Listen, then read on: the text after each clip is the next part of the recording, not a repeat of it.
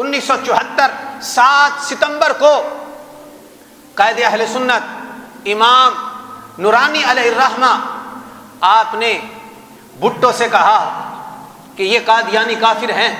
اور پارلیمنٹ کے اندر ان کو کافر قرار دیا جائے۔ آگے سے بھٹو نے کہا نورانی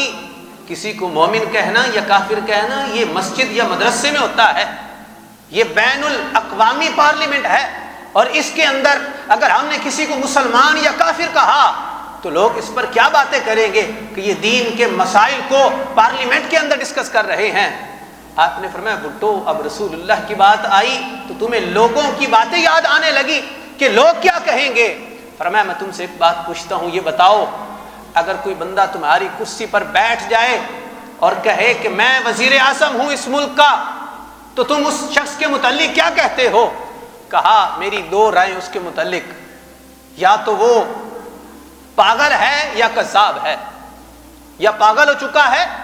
یا وہ کذاب ہے، جھوٹا ہے۔ پر میں اگر کوئی تمہاری کرسی کے سامنے کرسی رکھ کے یہ دعویٰ کرے تو تم اسے کذاب یا پاگل کہتے ہو، تو کوئی آ کر رسول اللہ صلی اللہ علیہ وسلم کے بعد نبوت کا دعویٰ کرے تم اس کے متعلق کہتے ہو کہ ہم پارلیمنٹ کے اندر اس کو ڈسکس نہیں کر سکتے، اس کے متعلق تمہاری کیا رائے ہے؟ اس نے کہا نورانی تو نے میرے دل کو روشن کر دیا ہے، مجھے تمہاری بات سمجھ آ گئی ہے۔ اور پھر بھٹو نے یہ ثابت کیا کہ جو رسول اللہ کے مقابلے میں نبوت کا دعویٰ کرتا ہے یا وہ پاگل ہے یا کذاب ہے، جھوٹا ہے۔ یہ ہمارا عقیدہ ہے، یہ اہل سنت و جماعت کا عقیدہ ہے، یہ قرآن کا عقیدہ ہے، یہ حدیث کا عقیدہ ہے۔ اور پھر آج اگر کوئی وقت کا چیف جسٹس ہو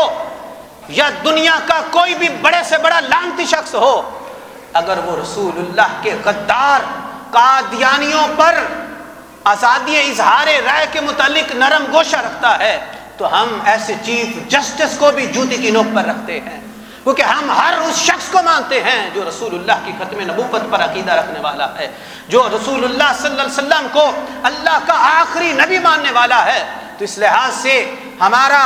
آج یہ مطالبہ ہے کہ ہمارا وقت کا چیف جسٹس جس نے قادیانیوں کو آزادی اظہار رائے کا حق دینے کے لیے ان کا وہ حامی و ناصر بن رہا ہے، اس کو اپنا یہ ریمارکس اور جو اس کے جو افکار ہیں اس سے اسے تائب ہونا چاہیے، وگرنہ انشاءاللہ غازی ممتاز حسین قادری اس دنیا سے گئے ہیں، وہ اپنا اوزار اس دنیا میں رکھ کر چلے گئے ہیں۔ اور جو بھی رسول اللہ صلی اللہ علیہ وسلم کی ختم نبوت پر یا آقا علیہ الصلوۃ والسلام کی ذات پر انگلی اٹھانے کی کوشش کرے گا ہم ہر اس انگلی کو بھی کاٹ دیں گے، جو اپنا ہاتھ اٹھانے کی کوشش کرے گا ہم اس ہاتھ کو بھی کاٹ دیں گے، جو آنکھ اٹھانے کی کوشش کرے گا ہم ان آنکھوں کو نوچ لیں گے، اور جو سر اٹھانے کی کوشش کرے گا اس گردن کو اڑا کر ہم گٹر کے اندر پھینک دیں گے۔ اللہ تعالی